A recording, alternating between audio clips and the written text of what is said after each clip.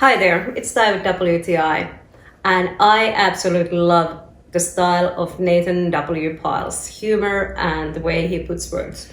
For example, this is excellent book for you who love cats or animals.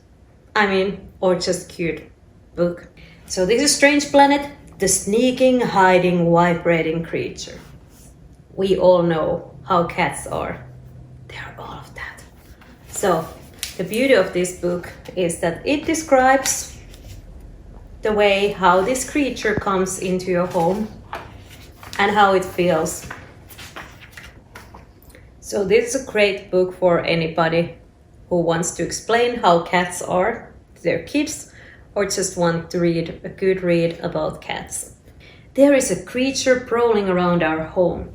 It is covered in thousands of soft fibers and its milestones are sharp. Today we embark on a quest to learn more about this creature. We will use these distant observers to study its behaviors.